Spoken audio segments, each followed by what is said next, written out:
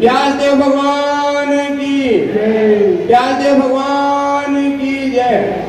आज बड़ा सौभाग्य का विषय है हमारे लिए कि इस काशी विश्वनाथ की नगरी में और इतनी सुंदर गौ कथा जो श्री राम कथा के रूप में चल रही है, तो सर्वप्रथम हम सद्गुरुदेव भगवान के श्री चरणों में वंदन करते हुए और व्यास जी के श्री चरणों में अपना अनुग्रह प्रकट करते हुए कि आपने इतना सुंदर सुयोग और सौभाग्य बनाया कि हमको यहाँ पे खड़े होने का अवसर मिल रहा है। उसके बाद इस क्षेत्र के माननीय विधायक श्री सुरेश चौहान जी भी हैं, हमारे बड़े अनन्य मित्र रमेश रमोला जी, जिसके माध्यम से ये एक हफ्ते पहले से जब मैं दिल्ली में था तो ही पीछे पड़े थे कि आपको गुरुदेव भगवान की कथा हो रही है और वहाँ पे आपको आना है।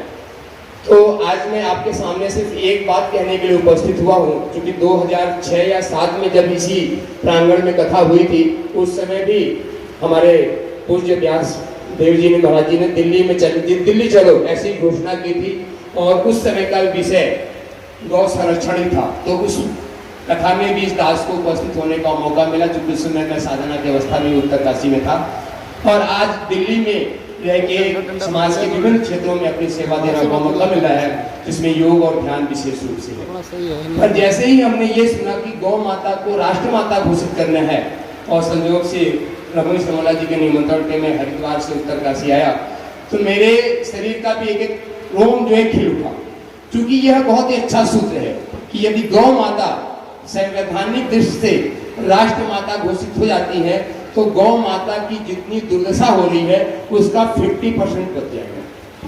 50% नहीं बचेगा। 50% क्या है कि गौ माताएं गौशालाओं के आधार पर कभी सुरक्षित नहीं हो सकती हैं जब तक कि गौ माता को आप स्वयं गोद नहीं लेके उनका संरक्षण करेंगे।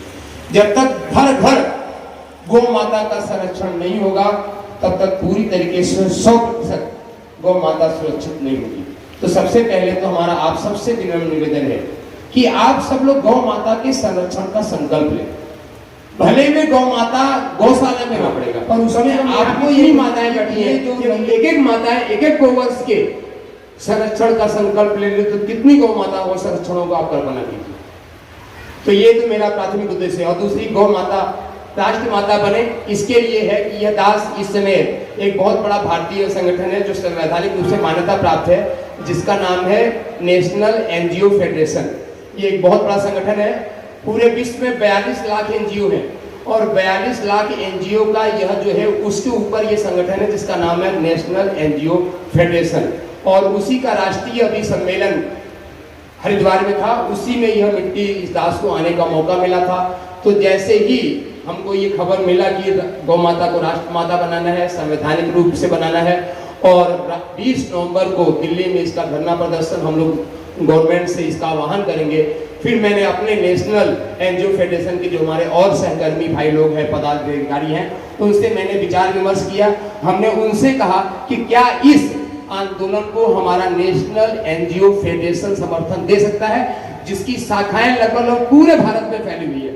तो हमारे, मैं नाम भी ले दूंगा, हमारे जो इस समय के एक तरीके से करता धरता है सुनील यादव जी, अभी 32 वर्ष के नवयुवक हैं, हम लोग उनको आगे बढ़ा के इसको काम कर रहे हैं।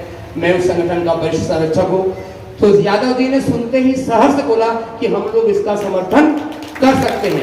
तो इस मंच से यह दास, यह मिट्टी भी समर्थन दे रहा है कि नेशनल एनजीओ फेडरेशन परम पूज्य गोपाल मणि जी के साथ गौ माता को राष्ट्र माता बनाने के लिए कंधे से कंधा मिला के, कदम से कदम मिला के हर पल हर क्षण तत्पर रहेगा और पूरी तरीके से तन मन धन से अपना सहयोग बनाए रखेगा।